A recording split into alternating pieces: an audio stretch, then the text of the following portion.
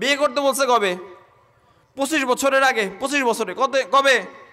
25 বছরে। আপনার দেশের যে এডুকেশনাল সিস্টেম, এখানে তো আপনার সরকারি চাকরি পাইতেই 35 যায়, আপনি 25-এ বিয়ে করবেন কিভাবে? আমার কথা কি বুঝতেছেন না? চাকরি পাইতেই তো 35 যায়, 25-এ বিয়ে করবেন কিভাবে? তাহলে এখানে কোনো জায়গায় পরিবর্তন নিয়ে আসতে হবে। কি করতে হবে? কোনো না কোনো জায়গায় পরিবর্তন নিয়ে আসতে হবে। ইসলাম এমন কোনো লাইফস্টাইল না, ইসলাম এমন কোনো জীবন ব্যবস্থা না যা আপনাকে হুকুম করছে কিন্তু সিস্টেম বাতলাই দেয়নি। ইসলাম এমন না। এবার আসেন, ইসলামকে আমরা মানি না। ইসলাম যে আমাদের জন্য মডার্ন লাইফস্টাইল এটা আমরা জানি না। এটা না জানার কারণে আমাদের এই সমস্যাগুলো নিয়ে একটু আলোচনা করি। এখন আপনি আমার কথার শুরু থেকে প্রত্যেকটা সিকোয়েন্স বুঝতে পারবেন যে কেন শুরু থেকে এভাবে কথা বললাম। আপনি যদি পশ্চিমা দেশগুলোতে দেখেন, আপনি যদি ইউরোপ, আমেরিকা, ব্রিটেনের কোনো দেশগুলোতে দেখেন, আপনি যদি আইরিশ কোনো কান্ট্রিগুলোতে ভিজিট করেন, তাহলে দেখবেন সেই সমস্ত দেশে একটা ছেলের বয়স যখন 16 বছর হয়। কত বছর? আমার সব কথা ভুলে যান, অন্তত এইটুকু মাথায় রাখবেন।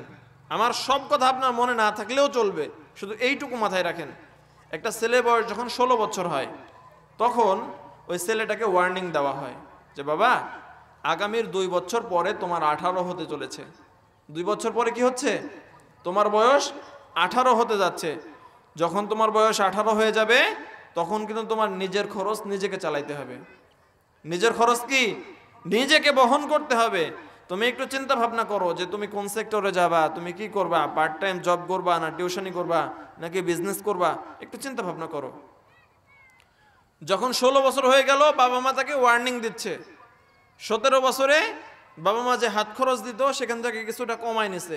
আগে মনে করেন হাত খরচ 100 টাকা দিত, এখন 50 টাকা দেয়। বাবা একটু চেষ্টা করো, ট্রাই করো যে তুমি আরেকটু নিজে থেকে কিছু করতে পারো কিনা। পার্ট টাইম জব করো, নয় টিউশনি করো, নয় বিজনেস করো, যা কিছু ইচ্ছা তুমি করতে থাকো। যখন 18 হয়ে গেল, পরিবার থেকে তখন তার হাত খরচ দেওয়া বন্ধ। পরিবার থেকে ওই ছেলে বাবদ আর 1 টাকাও খরচ করা হয় না। বিষয়টা এমন না যে আপনি আপনার ছেলেকে ভালোবাসেন, সেই সমস্ত বাবা মা তার ছেলে মেয়েকে ভালোবাসে না। বিষয়টা এমন না। আর সিস্টেমটা একটু দেখেন, একটু বোঝার চেষ্টা করেন। 18 বছর হয়ে গেল মানে কি, ছেলে মেয়েকে আর পরিবার থেকে কোনো হাত খরচ দেওয়া হয় না। এরপরে কি হলো, সেই ছেলে যদি নিজের বাপের বাসায়ও থাকে, মানে নিজের বাড়িতেও থাকে, নিজের ঘরে থাকা বাবদ ঘর ভাড়া দেওয়া লাগে বাপকে। জানেন এইটা? জানেন না? শুনছেন এখনো? শোনেন নাই? নিজের ঘরে থাকার জন্য নিজের বাবাকে টাকা দেওয়া লাগে, নিজের খাবারের জন্য নিজের বাবা মাকে পে করা লাগে।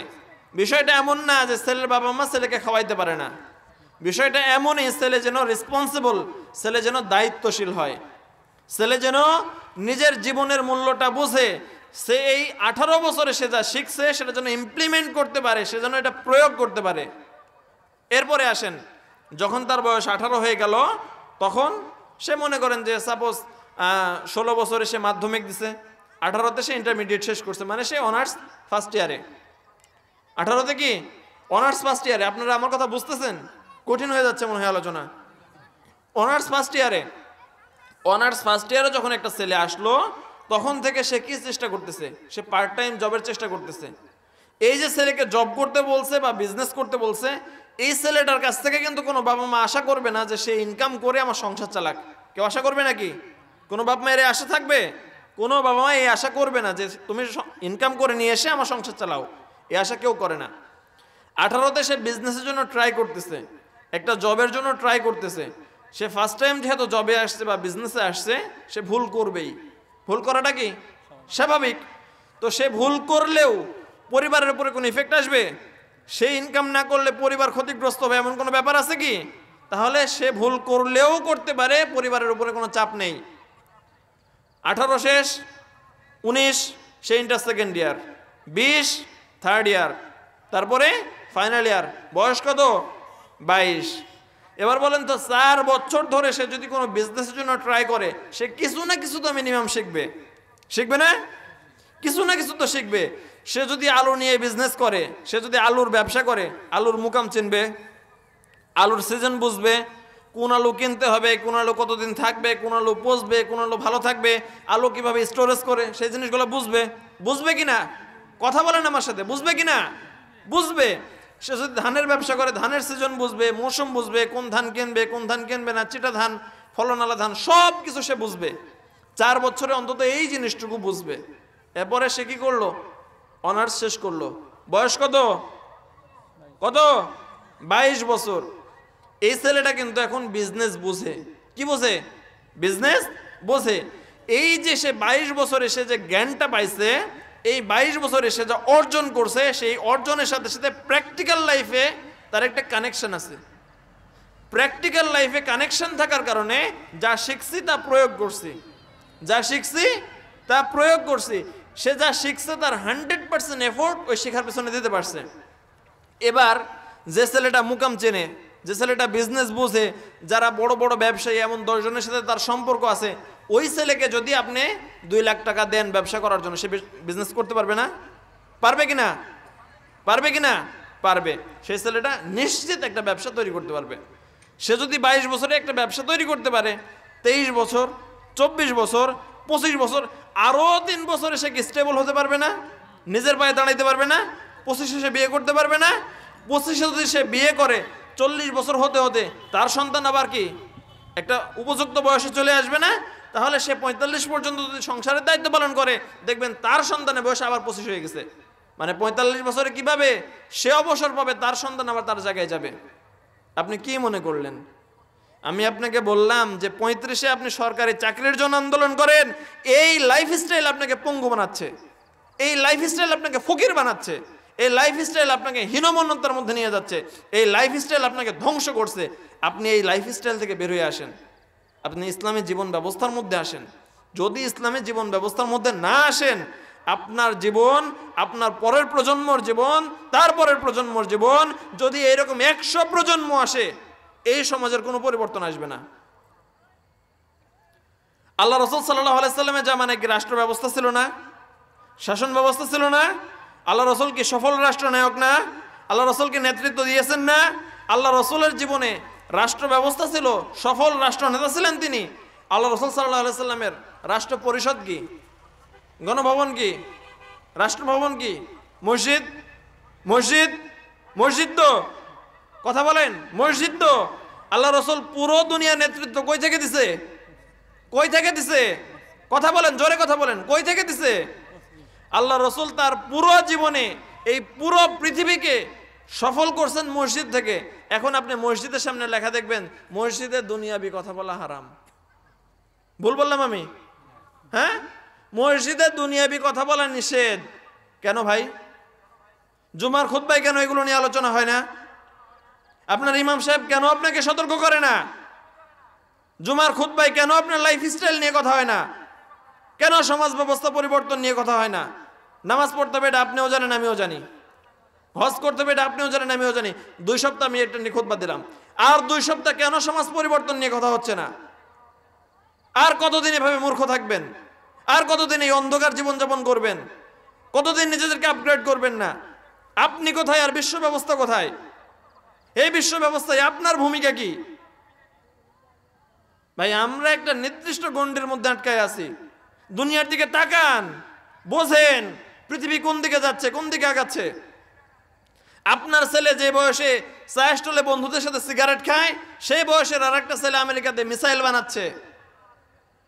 আপনার ছেলে যে বয়সে আপনার কাছ থেকে বিড়ি খাওয়ার জন্য পকেট খরচ নেয়, সেই বয়সে একটা ছেলে নতুন কোনো একটা রকেট তৈরি করে স্পেস এক্সে পাঠাচ্ছে। আপনি বোঝেন কোন জায়গায় আছেন, আর কবে বুঝবেন? সম্মানিত উপস্থিতি, এবার আসেন, যে ছেলে বয়স 25 হলো, সেই ছেলে বিয়ে করলো। যদি 25-এ সে বিয়ে করতে পারে, সে একজন দায়িত্বশীল পুরুষ। বিয়ে করার আগ পর্যন্ত কোনো পুরুষের দায়িত্বশীলতা নিজের মধ্যে আসে না, কোনো পুরুষের ভারত্ব নিজের মধ্যে আসে না। যতক্ষণ কোনো পুরুষের মধ্যে ভারত্ব আসে না, তাকে দিয়ে সমাজ কিছু পাবে না। কথা বুঝছেন?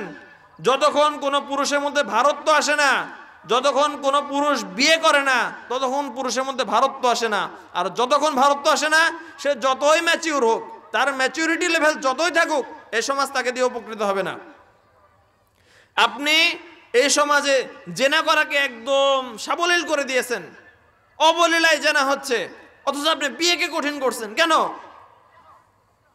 আপনার ছেলে বিয়ে করতে পারতেছেন, আপনি বিয়েকে কঠিন করছেন, সে নিজের পায়ে দাঁড়ায় নাই। কার পায়ে দাঁড়ায় আছে সে? যখন সে নিজের পায়ে দাঁড়ায় নাই, ট্যাগ লাগায়, সমাজে জেনাকে সহজ করছেন, তখন আপনার ছেলে অবৈধ সম্পর্কে পা বাড়াবে। দুনিয়াতে দুইটা ক্ষুধা খুব মারাত্মক, পেটের ক্ষুধা, যৌন ক্ষুধা। যখন কোনো ছেলে যৌন ক্ষুধায় আক্রান্ত হবে, হালাল দিয়ে যদি সে তৃপ্তি না পায়, সে অবশ্যই হারাম খাবে। মানুষ হারাম কখন খায়? হারাম কখন খায় মানুষ? যখন সে হালাল দিয়ে তৃপ্ত হতে পারে না, যখন হালাল দিয়ে পেট ভরে না, তখন সে হারাম খায়। আপনার ছেলেকে 35-এ বিয়ে দিচ্ছেন কেন? সেই ছেলে কি আকাঙ্ক্ষা নাই? আকাঙ্ক্ষা নাই? কথা বলেন, আছে না? তাহলে আপনি যে আকাঙ্ক্ষাগুলোকে মাটি দিয়ে দিচ্ছেন, আপনি যে গুরুত্ব দিচ্ছেন না, সে তো অবশ্যই হারাম খাবে, সে অবশ্যই হারাম পথে পা বাড়াবে। যখন সে হারাম পথে পা বাড়াবে, জেনা ব্যভিচার সমাজে বাড়তেই থাকবে, আর আপনার অধঃপতন হতেই থাকবে। এরপরে আসেন সামনের দিকে আগাই। যখন 18 বছর হলো, পশ্চিমা দেশের মানুষজন ছেলে মেয়েদের হাত খরচ বন্ধ করে দেয়। হাত খরচ বন্ধ করে দেওয়ার পরে বলে কি, বাবা নিজের চেষ্টা নিজে করো, ট্রাই করো, আমরা তোমার সাপোর্টে আছি, তুমি ট্রাই করতে থাকো। আচ্ছা, এরপরে যখন সে অনার্স মাস্টার্স শেষ করলো, তখন তাকে কাজের জন্য একটা অ্যাক্সেস দেওয়া হয়, এবার তুমি একটা কাজ করো। আমাদের দেশে হয় কি, আমরা যখন মাস্টার্স পাস করা একটা ছেলেকে একটা দোকান করে দিই, 5 লাখ টাকা খরচ করে, কয়েকদিন পর দেখে দোকান বেচে সে দোকানে ভাড়া দিছে, ঠিক না? কারণ সে জানেই না একটা প্রতিষ্ঠান কিভাবে চালাতে হয়, সে জানেই না একটা বিজনেস কিভাবে পরিচালনা করতে হয়, সে জানেই না রিলেশন বিল্ড আপ কিভাবে করতে হয়, কাস্টমার কমিউনিকেশন কিভাবে করতে হয়, সে জানেই না এই পুরো সিস্টেমটাকে কিভাবে ম্যানেজ করতে হয়, সে জানেই না যখন খারাপ দিন আসে তখন কিভাবে তাকে কন্টিনিউ করতে হবে, তাকে এই সাস্টেইনেবিলিটির যে ব্যাপারটা সে জানে না বিধায় সে রাখতে পারে না। সম্মানিত উপস্থিতি, টাকা খারাপ জিনিস না। কোন পথে ইনকাম করছেন সেটাও গুরুত্বপূর্ণ ব্যাপার, কোন পথে ব্যয় করছেন সেটাও গুরুত্বপূর্ণ ব্যাপার। তবে সম্পদ আল্লাহর নিয়ামত। আপনি যদি দিনকে প্রতিষ্ঠা করতে চান, আপনি যদি ইসলামকে প্রতিষ্ঠা করতে চান, সমাজকে এই অবহেলার হাত থেকে বাঁচাতে চান, আপনার টাকা থাকতে হবে। খারাপভাবে বুঝবেন না, অন্যরকম ভাবে বুঝবেন না। ইসলাম আপনাকে গরিব থাকতে বলে না, ইসলাম আপনাকে গরিব থাকতে বলে না। আপনার যদি টাকা পয়সা না থাকে, আপনি ইসলামের ফরজ বিধানগুলো মানতে পারবেন না। সুন্নত, নফল, মুস্তাহাবের কথা তো বাদ দিলাম।